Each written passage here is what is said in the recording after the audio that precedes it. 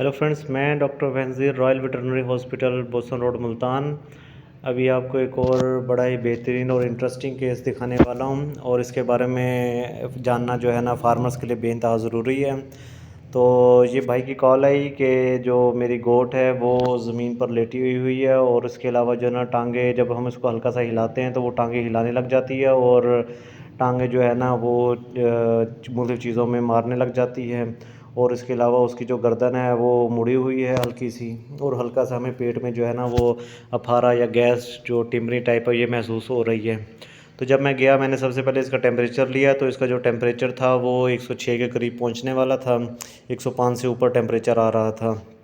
तो मैंने इन भाई को कहा कि इस गोट को बिठाएं। जब उन्होंने बिठाने की कोशिश की तो गोट के लिए बैठना तकरीबन नामुमकिन था। और वो जो है ये आप देख सकते हैं इसकी गर्दन नीचे की तरफ मुड़ी हुई है और इसके अलावा इसकी आंखें फैली हुई थी जैसे आप देख सकते हैं। और इसके अलावा जैसे हम इसको सीधा करने की कोशिश करते तो ये जो है अपनी टांगें जो है हिलाना शुरू कर देती और ज़ोर ज़ोर से जो है ना वो मारना शुरू कर देती।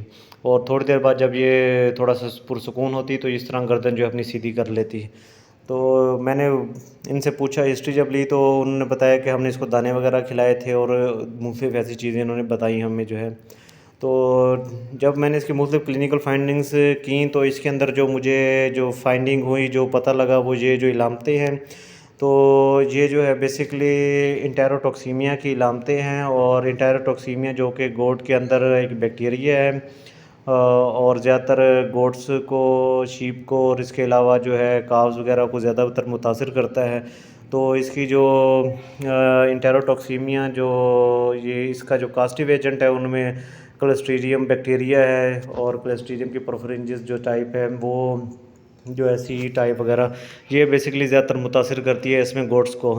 तो इसके अंदर होता यही है कि बेसिकली वैक्सीन होती है, जब ये सेहतमंद होती हैं बकरियां तब इनको वैक्सीन लगाई जाती है और वैक्सीन ना करवाने की सूरत में जो है ये जो गोट्स बकरियां हैं ये इस बैक्टीरिया का शिकार हो जाती हैं और उसके बाद ये ख़ास किस्म की इलामतें ऐसी शो करना शुरू कर देती है। इसकी ख़ास इलामतों में ये जो टांगे हिला रही है इसे इनकोऑर्डिनेशन कहा जाता है कि ये जो टांगे हैं ये हवा में हिलाना शुरू कर देती हैं, हल्का सा पैगाम आता है ऊपर जिसके बाद वो टांगे सीधे करने की कोशिश करते हैं लेकिन साथ ही पैगाम टूट जाता है और फिर टांगे जो है वो जो है हवा में जो है बेध्यानी में वो मारना शुरू कर देती हैं।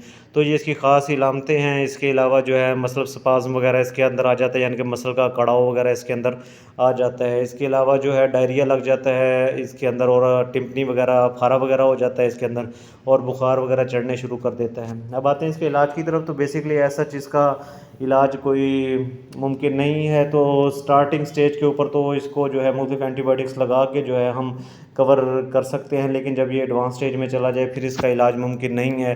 तो इसके लिए सबसे बेहतरीन जो हिदायत है आप लोगों के लिए, जो रहनुमाई है वो यही है कि एक तो अपने वह जो एनिमल हैं अपने उनको जो है अपने वक्त पर जो है वैक्सीन करवाएं और वैक्सीन जो है पूरे शेड्यूल एफएमडी एंड ईटीवी ऐसी तमाम वैक्सीन इनको करवाएं। वैक्सीन करवाने की वजह से ये वायरसेस नहीं आते, ये बैक्टीरिया नहीं आते और आपका जो कीमती जानवर हैं वो इन ख़तरनाक बीमारियों से महफूज रह जाते हैं। तो इस बारे में कोई सवाल हो तो आप कमेंट बॉक्स में कर सकते हैं। Thank you very much.